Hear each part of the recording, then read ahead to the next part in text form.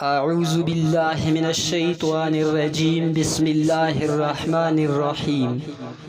حضرت سیدنا حسن بصری علیہ رحمت القوی فرماتے ہیں، ایک فاحشہ عورت کے بارے میں مشہور تھا کہ اسے دنیا کا تہائی حسن دیا گیا ہے۔ اس کی بدکاری بھی انتہا کو پہنچ چکی تھی۔ جب تک 100 دینار نہ لے لیتی اپنے قریب کسی کو نہ آنے دیتی۔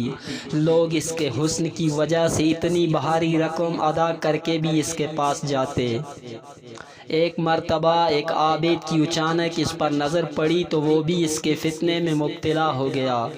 چنانچہ دن رات مزدوری کر کے 100 دینار جمع کیے اور اس فاحشہ کے پاس پہنچ کر کہا، میں پہلی ہی نظر میں تیرا دیوانہ ہو گیا تھا۔ تیرا قرب پانے کے لیے میں نے مزدوری کی اور اب 100 دینار لے کر تیرے پاس آیا ہوں۔ وہ سونے کے تخت پر بیٹھی ہوئی تھی۔ اس نے کہا، میرے قریب آؤ اور اپنی دیرینہ خواہش پوری کر لو، میں حاضر ہوں۔ عابد اس کے قریب تخت پر جا بیٹھا۔ جب دونوں بدکاری کے لیے بالکل تیار ہو گئے تو عابد کی عبادت کام آ گئی۔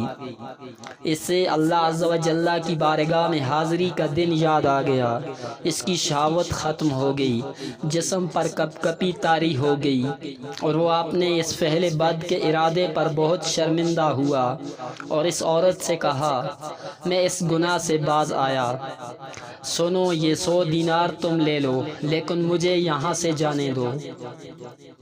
یہ سن کر عورت بہت حیران ہوئی اور کہا، اگر تم اپنی بات میں سچے ہو تو میں بھی پختہ ارادہ کرتی ہوں کہ تمہارے علاوہ کوئی دوسرا میرا شوہر ہرگز نہیں بن سکتا۔